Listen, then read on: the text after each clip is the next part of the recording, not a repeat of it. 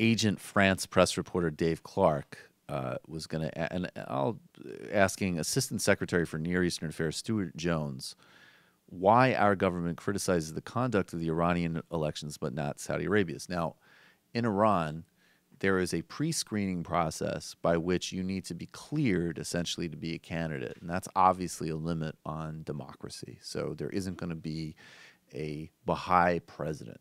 There isn't going to be a secular president. There isn't going to be someone that doesn't have a certain basic buy-in to the... Sorry? Jill Stein will get elected in Iran with the Green New Deal.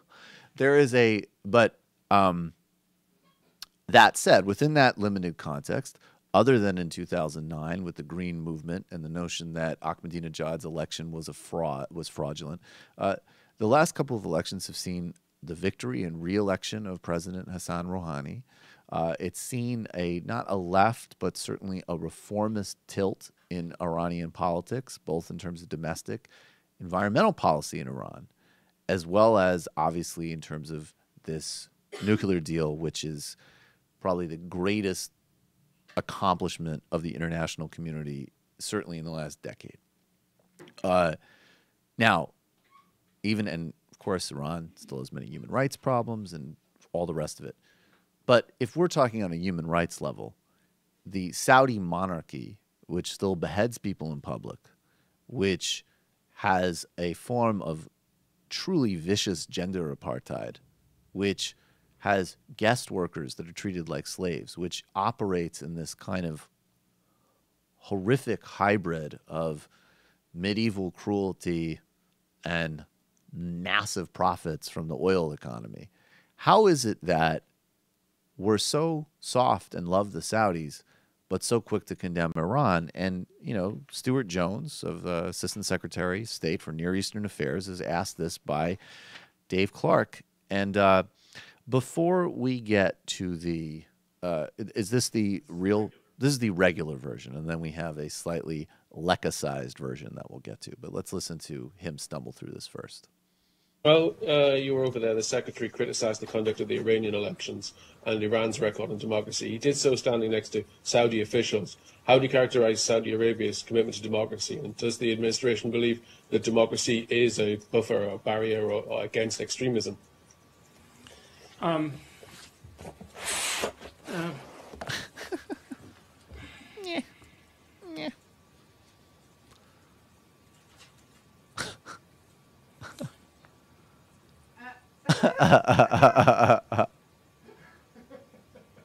think what we'd say is that at this meeting, we were able to make significant progress with Saudi and GCC partners in both making a strong statement against extremism and also putting in place certain measures through this GCC mechanism where we can combat extremism.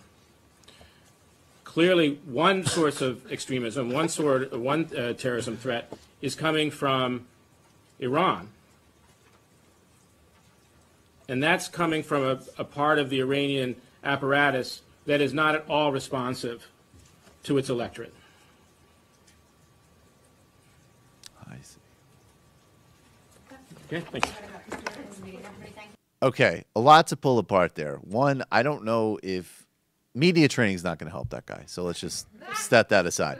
That was the most stilted thing I've... Well, I think there's not much to say, but the thing is that, first of all, the GCC, the Gulf states and the Saudis are, without a doubt, the prime funders of Sunni terror groups that threaten international security, peace in the Middle East, without a doubt. So the notion that you're there and you're basically just co-signing with them, like, yeah, of course the United States supports Saudi Arabia in decimating Yemen.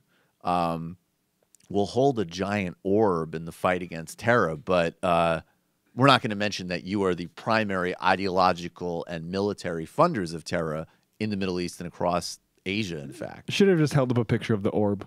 Should have just held a picture of the orb. And then the final point is that he's basically saying that, well, there are elements of the Iranian regime, like the Revolutionary Guard, that back and coordinate with groups like Hezbollah and Shia militias, and they're not accountable to the Iranian electorate. So that there's a whole parallel foreign policy which isn't really being run by Rouhani and his foreign minister and his foreign secretary, which is partially true, but also undermines the argument again, because what you're saying is that Iranian electors are voting to support a moderate leadership that doesn't really have its hands deep in their version of the deep state and is making diplomatic deals with us, whereas these Gulf states that we like are authoritarian regimes that are completely synchronized from leadership to their deep states in backing Sunni terrorism. So even where he made sense, he made no sense. And let me just, in conclusion, before we get to the Matt version, do this. That guy's hand moves. Okay. Normally, people don't just stare straight ahead like that when they're indicating that they are thinking in front of Actually, people. ask me a question, Kelly. Well, I'm just saying that is very strange behavior. Maybe he has...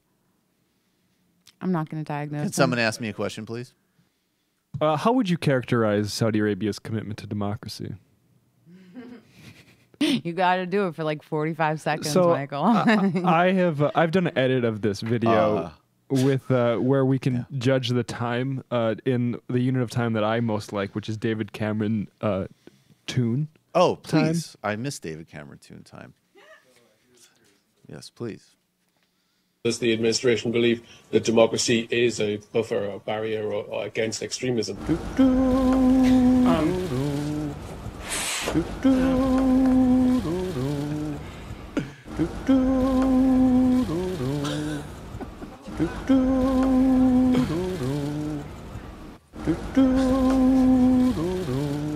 You seem to be a bit of a glum bucket. I think what we'd say is that at this meeting, we were able to make significant progress. Oh, that's great. Hey, Sam Seder here. Folks, you probably heard about the whole YouTube advertiser apocalypse. Well, we're suffering from it too. We need your help.